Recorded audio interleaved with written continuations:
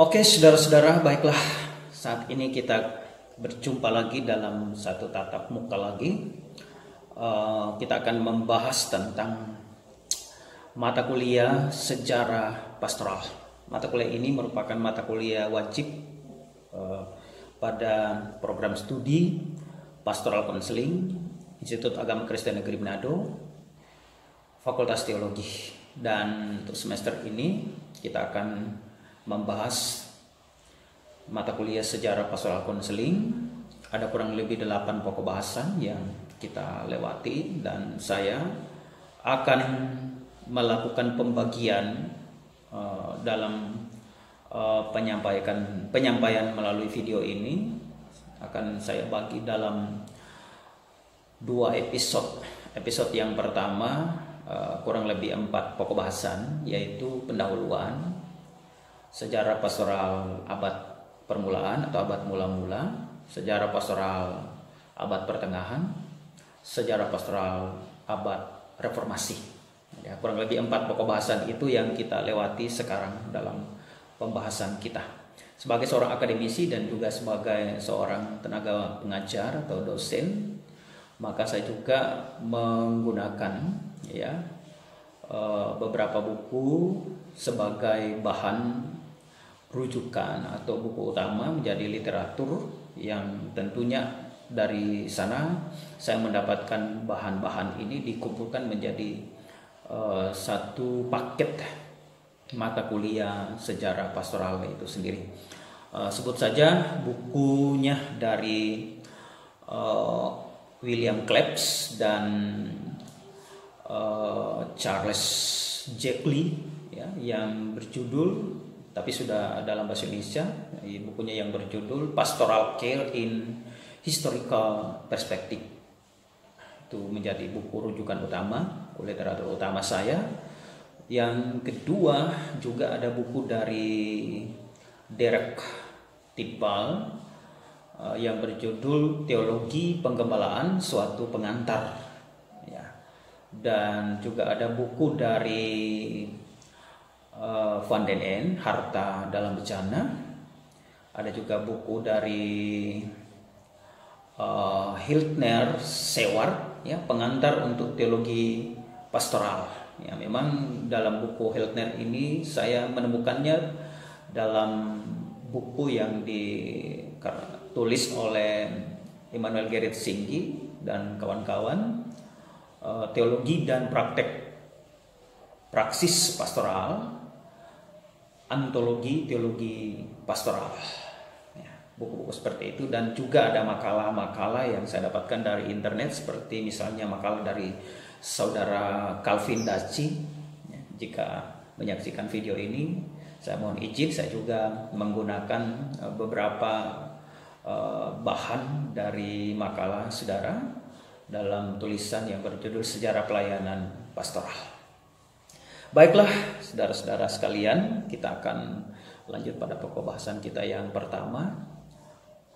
Sejak dari awal mula gereja sebenarnya sudah ada bentuk dari teologi pastoral, walaupun itu dalam bentuk sederhana. Dengan kata lain, dengan istilah lain, kita bisa menyebutkan berpastoral, gitu. Dalam konteks eklesiologis, teologi ini berfokus pada usaha untuk merumuskan ajaran secara sistematis mengenai posisi dari teologi pastoral itu sendiri. Walaupun demikian, memang kita membutuhkan sumber-sumber penting secara resmi untuk mendapatkan pemahaman yang lebih terstruktur tentang sejarah pastoral itu sendiri. Sehingga itu saya katakan di awal tadi dalam materi ini bahwa ada buku-buku atau literatur yang utama yang saya pakai dari para penulis-penulis yang terkenal untuk menjadi bahan rujukan untuk membahas tentang teologi pastoral itu sendiri.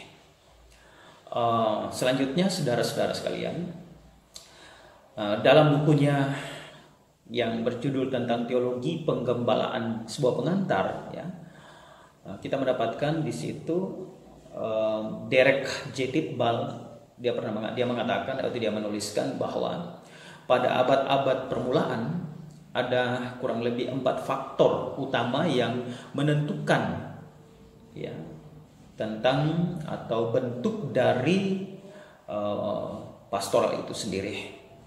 Itu yang pertama adalah proses-proses pelembagaan yang alami. Nah, yang kedua adalah perpecahan dengan penjelasan untuk mempertahankan iman yang ortodoks. Dan hal yang ketiga adalah budaya dan intelektual pada zaman itu.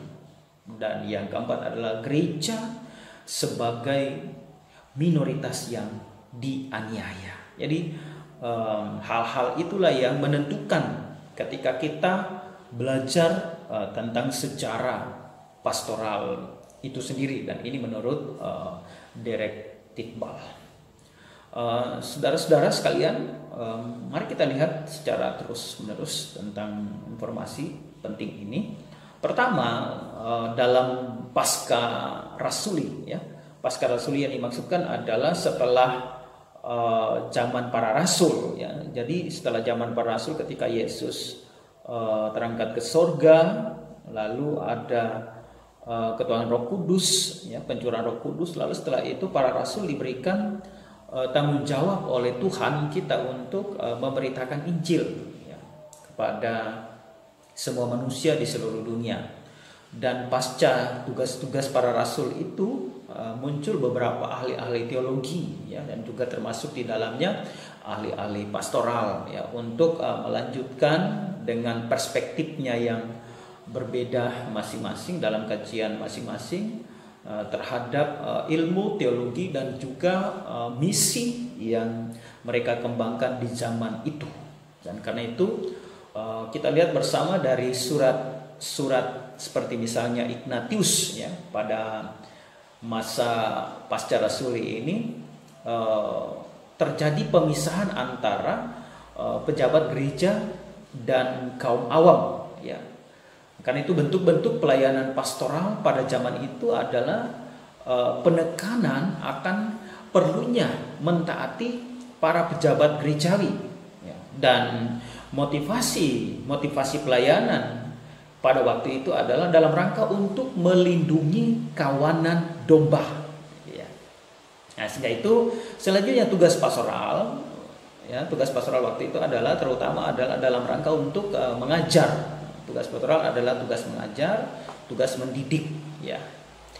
Dari tulisan selanjutnya dari tulisan Polikarpus, ya, sekitar tahun 110 Masehi, kita mengetahui bahwa tugas pejabat gerejawi ialah menemukan kembali orang-orang yang tersesat, memperhatikan orang yang lemah dan tidak melalaikan janda, yatim piatu, dan orang-orang miskin. Ya, kita juga menemukan penjelasan, ya, menurut Clemens, dia mengatakan begini: tugas pejabat gerejawi sebagai pendidik dan sebagai penuntun. Ya, setelah Clemens kita juga mendapatkan informasi dari Cyprianus. Cyprianus dalam pelayanannya sangat menonjol, ya, tanggung jawab pemeliharaan pastoral. Ya, perkembangan selanjutnya, uskup ditempatkan dalam puncak kekuasaan, dalam disiplin sebagai hakim, dalam doktrin sebagai pengajar, dan dalam penggembalaan sebagai pengkhotbah. Nah, sehingga itu saudara, di zaman ini, zaman pasca rasuli ini, posisi dari para pejabat gereja itu sangat kuat, ya. Sehingga itu dikatakan oleh dikatakan oleh Titball bahwa proses pelembagaan yang alami.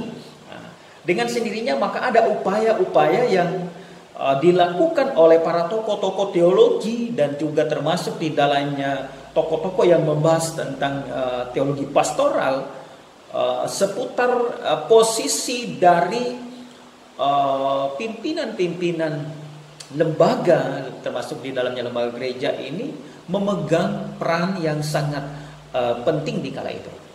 Selanjutnya pasca Konstantinus, ya, Kaisar Konstantinus bertobat pada tahun 312 ya, pada 312, dan iman Kristen menjadi agama resmi kekaisaran Romawi waktu itu.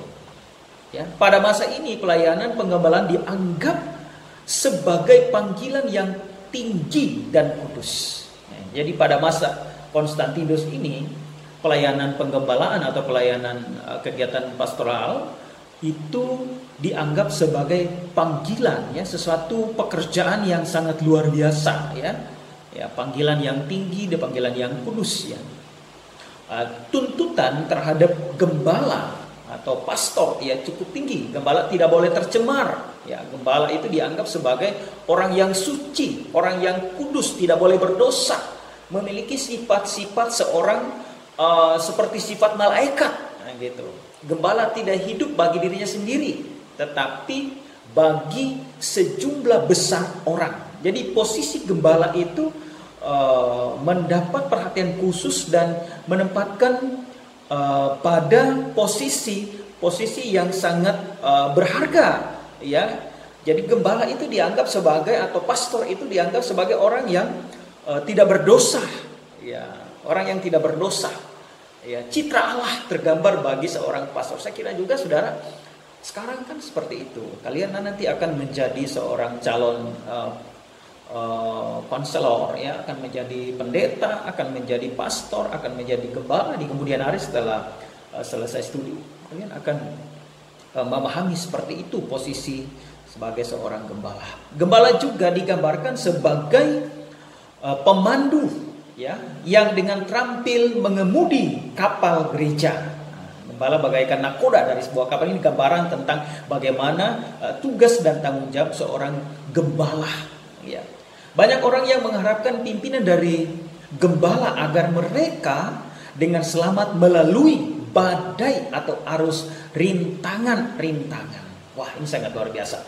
Jadi artinya dalam konteks seperti ini di zaman pasca Konstantinus ini, bahwa gembala itu memegang peranan penting dan sangat dihargai, ya, sangat dihargai oleh anggota jemaat atau oleh umat.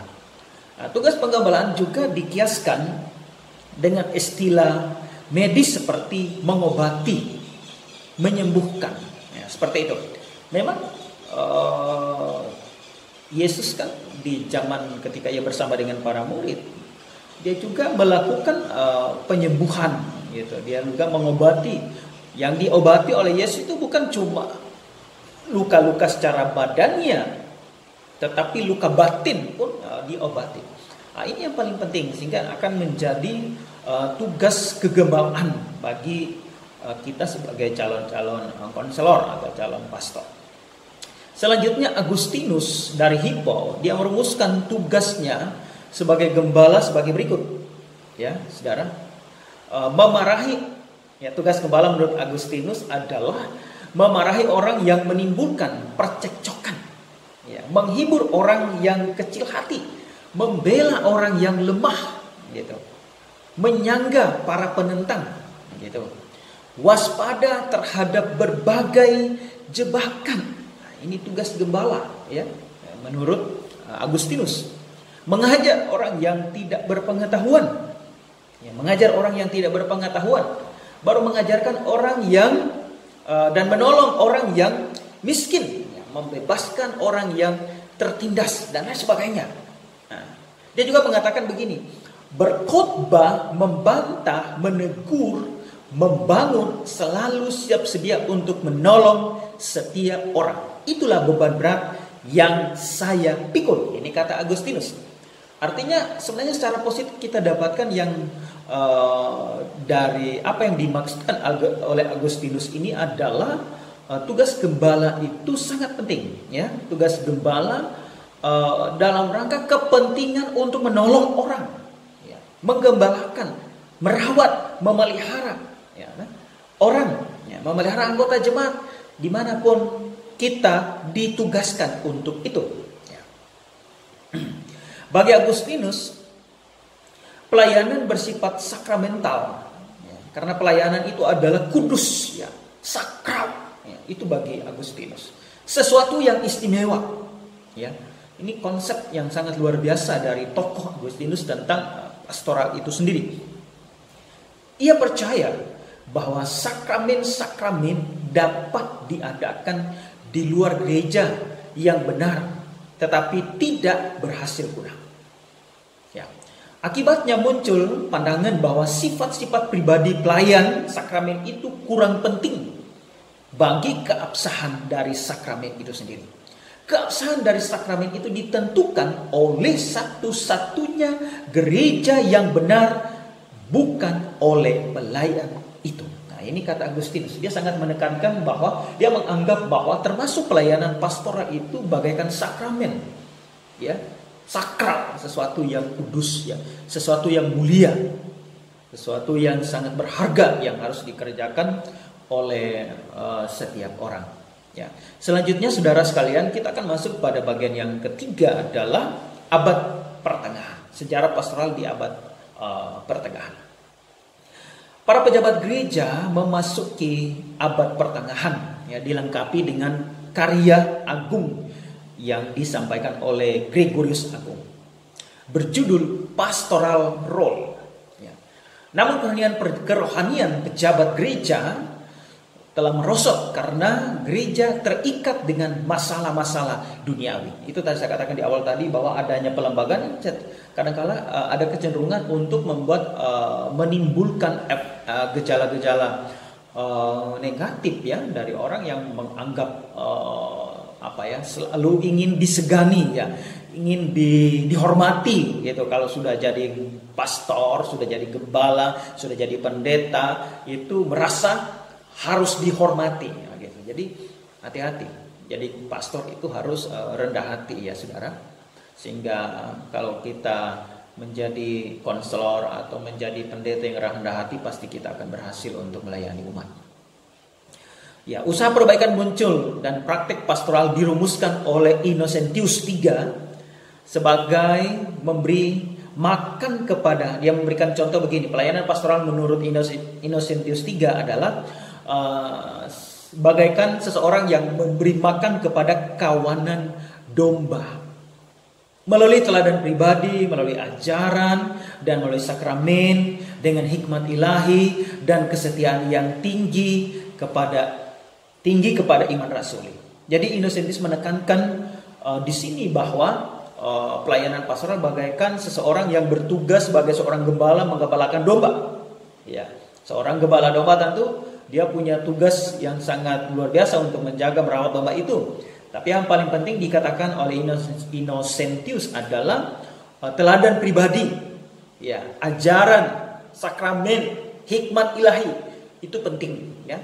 Nah, sehingga itu saudara nanti ke depan untuk menjadi seorang pemimpin, menjadi seorang pelayan, teladan pribadi itu sangat penting.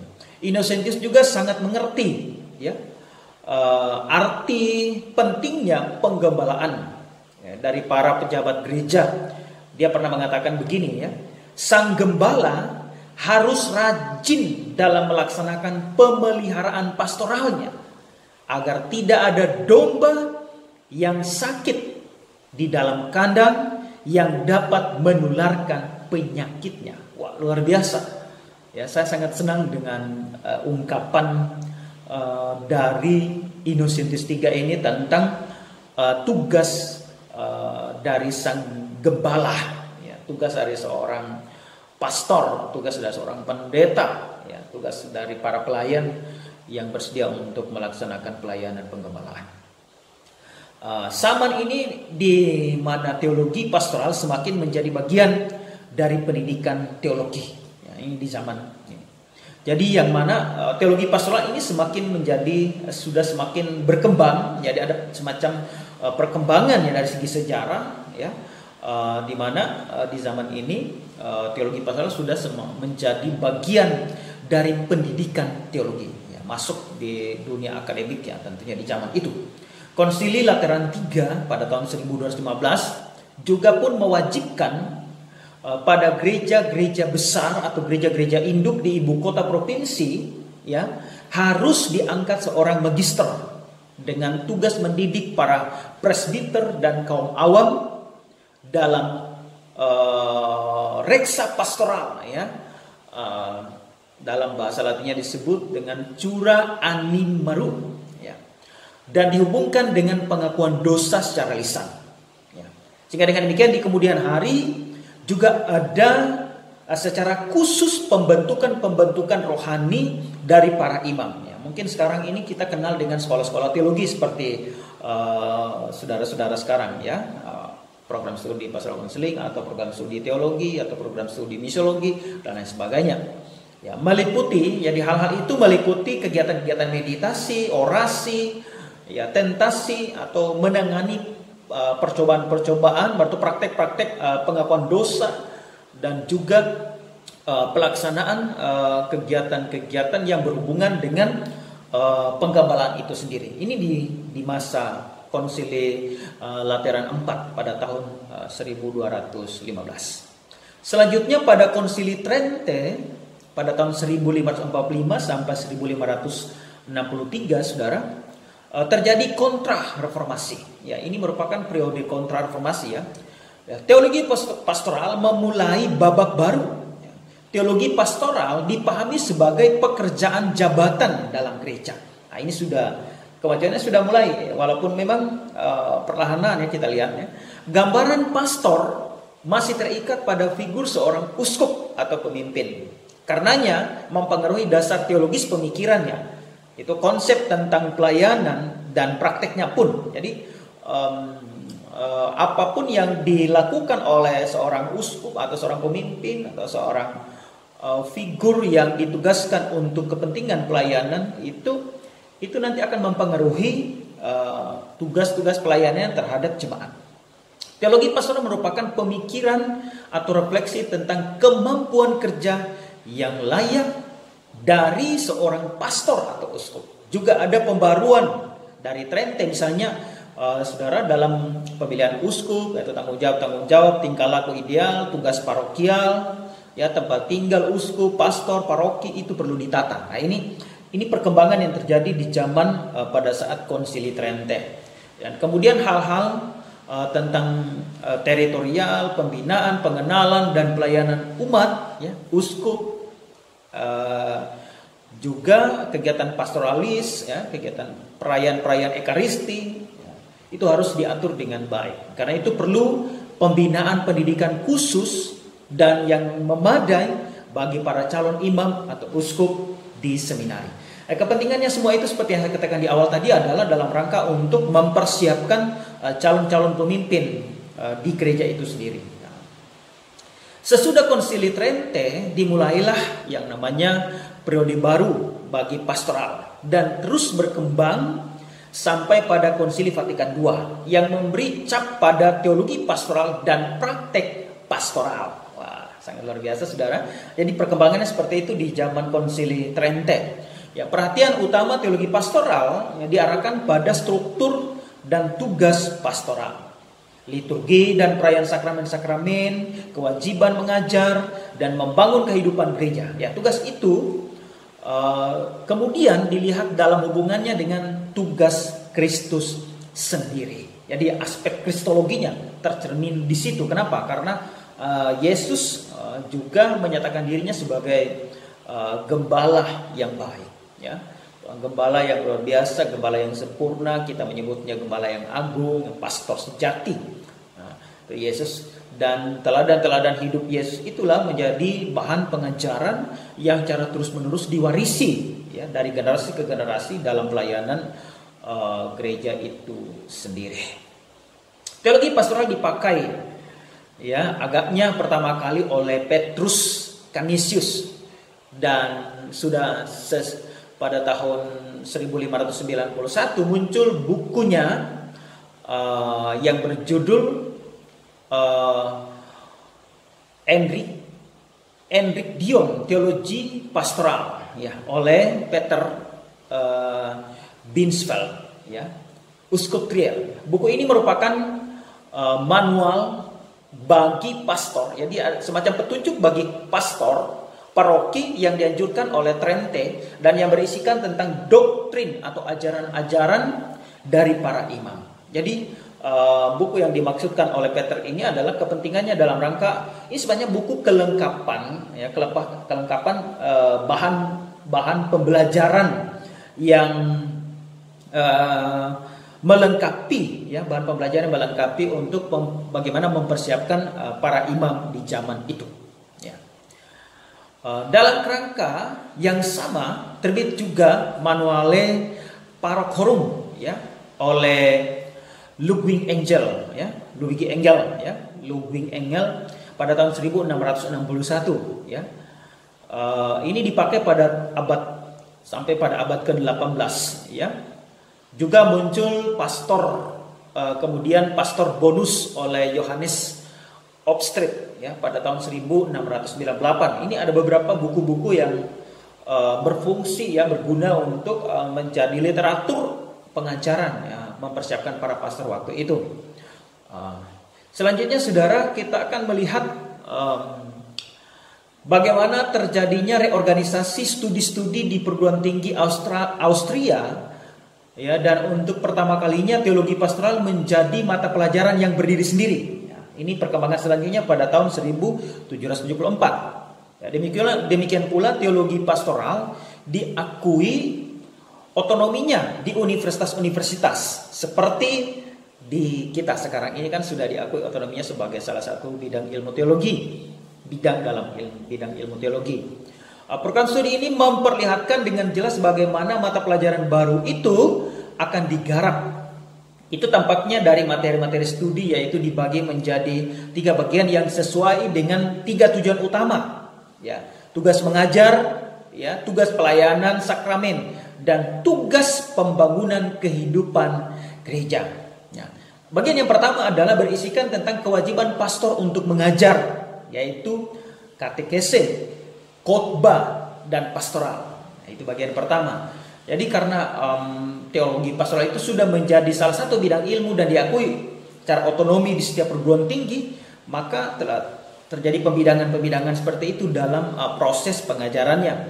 Ya, dan karena itu kita lihat bagian yang kedua adalah tentang pengurusan dan pelayanan sakramen. Jadi mungkin kalau kita sekarang dalam pembelajaran kita di pembagian kurikulum kita itu dogmatika, ya, mata kuliah dogmatika. Jadi pengurusan pelayanan sakramen. Baru lanjut bagian yang ketiga adalah tentang kewajiban untuk membangun dan memberi kesaksian, ya, teladan yang baik tentang hidup Kristiani secara pribadi dalam paroki dan dalam masyarakat. Ya.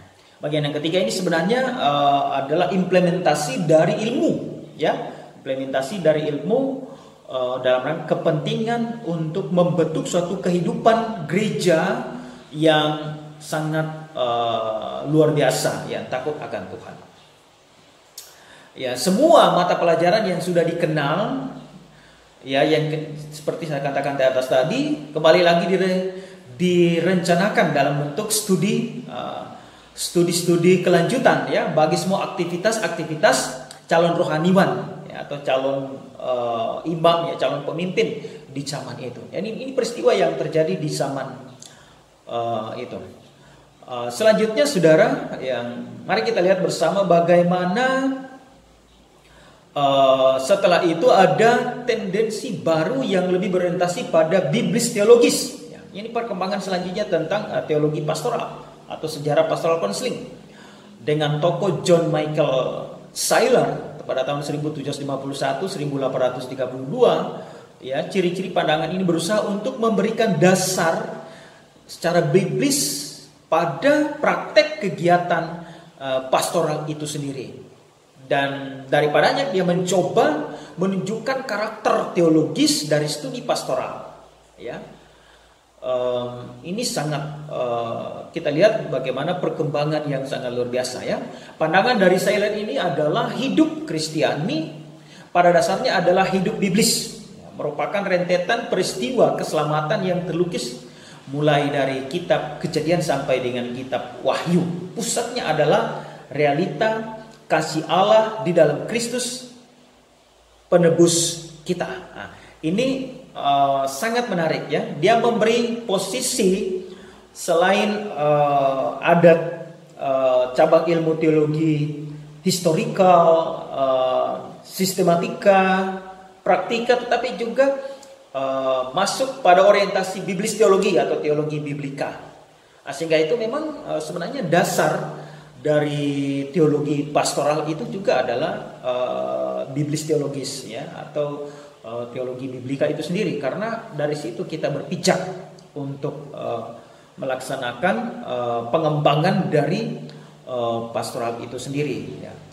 Oke, saudara-saudara sekalian, kita akan masuk pada sejarah pastoral di zaman reformasi, ya. Dua persoalan besar reformasi, ya. Di sini dijelaskan bagaimana, ya, aku mendapat Allah yang pemurah. Nah, ini pertanyaan yang sangat penting, ya. Dan di manakah aku temukan gereja yang sejati? Berdasarkan ini terjadi perubahan pelayanan pastoral dalam era reformasi. Sebut saja Martin Luther misalnya. Martin Luther dia berkata begini, bahwa gereja sejati ditemukan di mana firman Allah diberitakan. Ini Martin Luther. Ya, tanda yang pasti untuk mengenali suatu jemaat Kristen adalah bahwa di mana Injil murni diberitakan. Jadi menurut Martin Luther bahwa gereja itu didapatkan dari pemberitaan Injil, ya, dan di situ ada pemberitaan firman, ada ibadah, ada penyembahan, ada pujian, termasuk ada penggembalaan, ada pelayanan pastoral. Oleh karena itu pelayanan menjadi pelayanan firman dan gembala menjadi pengajar. Kawanan domba bukan penyalur sakramen-sakramen. Nah, ini lain lagi kalau Martin Luther, ini lain lagi, ya. Pemeliharaan pastoral mengambil bentuk penerapan firman Allah pada berbagai kebutuhan umat dan dorongan kepada umat untuk percaya pada firman itu. Ya. Salah satu tema dalam bimbingan pastoral yang menonjol dari Luther adalah, mari kita lihat, tentang tema penghiburan. Ya. Manusia membutuhkan penghiburan.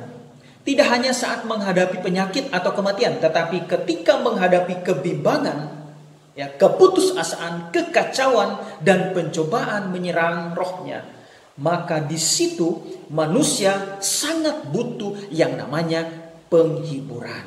Nah, ini menurut Martin Luther. Selanjutnya mari kita lihat selanjutnya menurut Martin Bucer. Ya, Martin Bucer adalah seorang tokoh teolog yang sangat luar biasa di zaman reformasi Jerman. Martin Bucer menulis tentang pelayanan pastoral dalam karyanya tentang pemeliharaan jiwa-jiwa. Berdasarkan Yesiel 34, Bucer berpendapat bahwa gembala, ya, ingat, menjadi gembala harus membawa kepada Kristus dan ke dalam gereja orang-orang yang tersesat karena dosa atau karena kesalahan. Ini menurut Martin.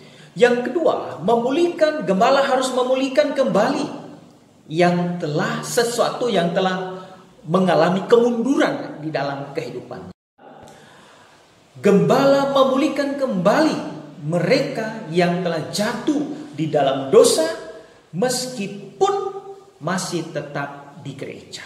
Jadi gembala memulihkan kembali mereka yang telah jatuh dalam dosa meskipun masih tetap di gereja.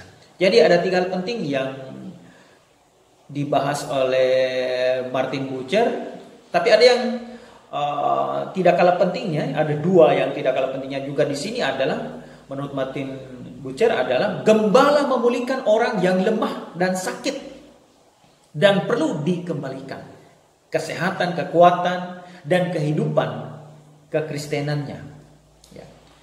Yang terakhir adalah gembala memelihara serta meneguhkan mereka yang sedang mengikut Kristus. Ini tugas-tugas sangat penting, ya, menurut Martin. Ini yang perlu dikerjakan di zaman reformasi seperti ini.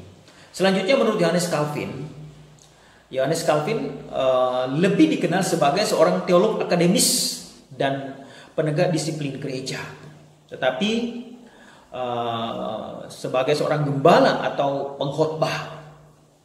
Namun buku-buku tafsirannya penuh dengan ulasan-ulasan pastoral dan surat-suratnya penuh dengan wawasan-wawasan gembala. Calvin juga terlibat dalam pekerjaan pastoral karena tahun 1559 ia memimpin 170 upacara pernikahan dan sekira 50 upacara baptisan waktu itu. Menurut Calvin, pekerjaan gembala adalah pekerjaan untuk memberitakan firman Allah, mengajar, menegur, menasihati, mengecam, baik di muka umum maupun secara pribadi, melaksanakan sakramen, dan menjatuhkan hukuman terhadap saudara seiman bersama dengan para penatua dan rekan kerja. Ini sangat komprehensif apa yang dimaksudkan dengan Calvin, ya. Memang dimaksudkan di sini ada yang agak sedikit ekstrim kedengarannya, mengecam. Ya. Mengecam yang dimaksud adalah ketika seorang gembala melihat domba-dombanya atau anggotanya sudah mulai menyimpang, ya, tentunya sebagai seorang gembala dia harus meluruskan, ya. Dia dengan berbagai teknik-teknik penggembalaan dia harus melakukan dalam rangka untuk memperbaiki orang itu ke jalan yang lebih baik dan benar. Selanjutnya kita lihat Richard Baxter 1615-1691. Baxter adalah seorang tokoh dalam reformasi yang pernah menjadi kurator, ya.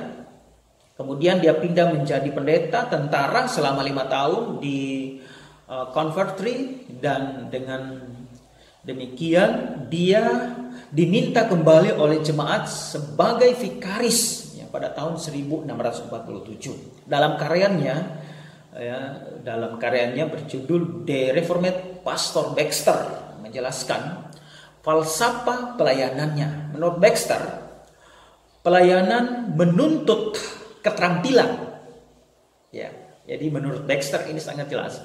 Pelayanan menuntut keterampilan, tekad dan kerajinan yang tidak kendor dan bukan beban yang ditanggungkan di atas bahu seorang anak. Sang gembala haruslah seorang yang sudah bertobat. Nah, ini menurut Baxter. Sang gembala juga merupakan orang yang sudah harus bertobat, itu wajib. Kalau tidak, maka pelayanan khotbah tidak akan menyelamatkan dirinya, bahkan dapat meninabobokan dia dalam kerohanian yang palsu dan memberi kesan seolah-olah dia sudah selamat. Ini gembala yang egois, gitu. Gembala yang menganggap dia sudah selamat dibanding dengan anggota jemaatnya, gitu. Sombong rohani. Ya, karena itu menurut Baxter, gembala dia harus sudah orang yang sudah bertobat. Saya percaya saudara juga harus seperti itu dalam dipersiapkan untuk menjadi seorang gembala, menjadi seorang pastor, menjadi seorang pendeta. Maka hal-hal yang paling penting bagi saudara yang harus saudara lakukan adalah pertobatan, ya. Karena bekerja di ladang Tuhan itu teladan itu paling pentingnya. Seorang gembala perlu dewasa secara rohani, ya, mengejar kesalehan serta harus bersemangat secara rohani. Jika kerohaniannya dingin, maka kerohanian kawanan domba pun akan demikian, ya. Ini luar biasa.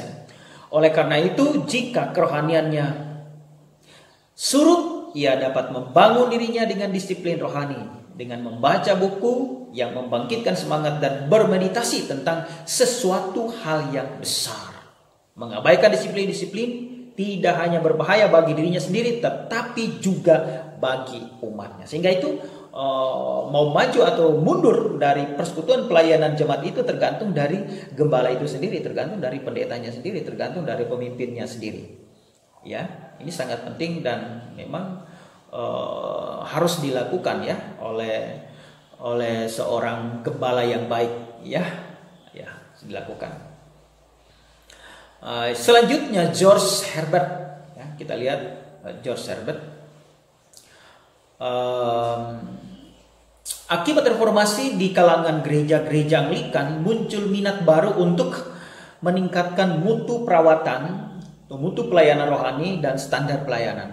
Salah seorang tokoh adalah George Herbert yang menulis dalam bukunya The Country Pastor. Herbert mengatakan seorang gembala adalah wakil Kristus untuk menjadikan manusia taat kepada Allah. Ya, oleh karena itu, tingkah lakunya haruslah kudus, adil, bijak, tidak memihak, berani, sungguh-sungguh, sabar, dan menyangkal diri. Kalau ia sudah menikah, rumah tangganya akan menjadi pola bagi jemaatnya. Ia harus menjadi pusat kehidupan jemaat, menyenangi adat kebiasaannya yang lama, kalau tidak merugikan gereja. Ia harus menunjukkan pengetahuan tentang masalah pelayanan, ya, termasuk pelayanan pedesaan, ya, seperti bercocok tanam, ya, pelayanan-pelayanan lainnya, memelihara ternak, ya, secara kontekstual. Tapi juga dia bertindak sebagai seorang guru, sebagai seorang penghibur, seorang advokat, ya, bagi umatnya, seorang pelindung bagi umatnya. Ini sangat luar biasa, ya, yang dimaksudkan oleh George Herbert ini. Tugas-tugas dan peranan-peranan penting yang harus dilakukan oleh seorang gembala ini di zaman reformasi. Tugas rohani gembala terutama ada 3 menurut Herbert, ya. Pertama, memimpin ibadah jemaat dan melayankan sakramen-sakramen, baik di gereja maupun kepada orang-orang sakit di rumah, ya. Karena ini merupakan penawar yang menenangkan dan ampuh bagi jiwa-jiwa yang sakit karena dosa. Hal yang kedua adalah ia harus mengajar umat dalam soal-soal iman melalui berkhotbah dan berkatekisasi. Ini penting, ya. Ada tugas rohani dari gembala. Hal yang ketiga adalah kunjungan, ya. Kunjungan ini adalah penggembalaan yang dimaksudkan, ya. Pada hari Minggu sesudah melakukan tugas-tugas umum, sisa waktu dipakai untuk mendamaikan tetangga-tetangga berselisih atau mengunjungi orang sakit atau dengan menegur menasihati jemaat yang tidak dapat atau tidak dicapai dalam khotbahnya ketika ia memimpin pelayanan ibadah di gereja dan sebagainya. Ini sangat penting yang harus dikerjakan oleh setiap orang, ya, termasuk saudara-saudara yang nantinya akan menjadi seorang gembala yang baik. Yang berikut adalah kaum Puritan, ya. Di antara orang-orang Puritan berkembang minat yang luas terhadap konseling rohani yang membicarakan masalah seperti rasa tertekan, ketiadaan keyakinan, penderitaan, pencobaan, dan kejatuhan dalam dosa. Tokoh-tokoh utamanya adalah seperti John Owen, Thomas Brooke, Richard Sibbes, Robert Bolton, Thomas Manton, Thomas Godwin, dan William Gurnall, ya. Menggunakan perspektif pastoral ini dalam tulisan-tulisan mereka mengenai teologi. Ada 3 pokok pemikiran pendekatan mereka, ya. Pertama, sebelum petunjuk atau nasihat apapun diberikan, perlu untuk mengetahui keadaan rohani orang yang mencari bimbingan, ya. Kita harus mencari tahu keadaan rohaninya, ya. Ada perbedaan dalam cara menangani seorang anak terang yang berjalan dalam kegelapan dan seorang anak gelap yang berjalan di dalam terang. Tentunya, ya, ada semacam diagnosa seperti itu, dan kita kan juga ada mata kuliah yang namanya psikodiagnostik, ya. Ya. Penanganan yang pertama adalah dengan memeriksa secara teliti berbagai penyebab persoalannya, disusul dengan penerapan Alkitab, ya, dan petunjuk tentang langkah-langkah praktis yang harus diambil. Kasus yang kedua, tidak dapat diberikan penawaran apapun sebelum ia lebih dulu menerima hidup di dalam Kristus. Hal yang kedua adalah orang-orang Puritan bekerja berdasarkan apa yang sekarang disebut pendekatan studi kasus. Pendekatan kepada masalah dilakukan dengan cermat. Masalah-masalah dilakukan dengan cermat. Masalah diperjelas dan kemudian semua penyebabnya dicatat dan ditelaah. Ya, jawaban selalu didasarkan pada kitab suci. Hal yang ketiga adalah penawarannya terdiri atas penerapan kitab suci dan juga atas petunjuk praktis. Orang-orang yang terbukti memiliki iman yang membenarkan akan didorong untuk melihat maksud-maksud Allah yang lebih luas dan mengizinkan pengalamannya sebelum ia dinasehati untuk percaya akan janji-janji dan ajaran-ajaran kitab suci yang sesuai. Tetapi di selang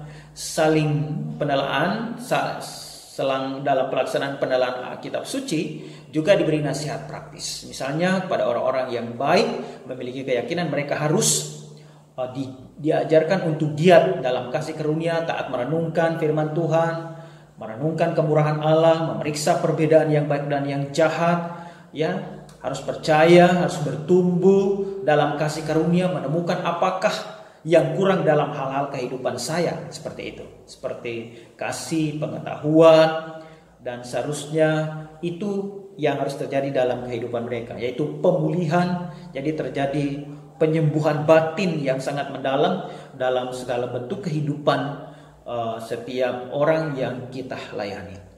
Ya, saudara-saudara sekalian, demikianlah beberapa pokok bahasan di berapa materi di 4 pokok bahasan yang kita sudah bahas di saat ini, dan kita nanti akan masuk pada episode yang kedua di penayangan kita untuk mata kuliah sejarah pastoral di saat ini. Terima kasih dan selamat siang untuk kita semua. Tuhan memberkati.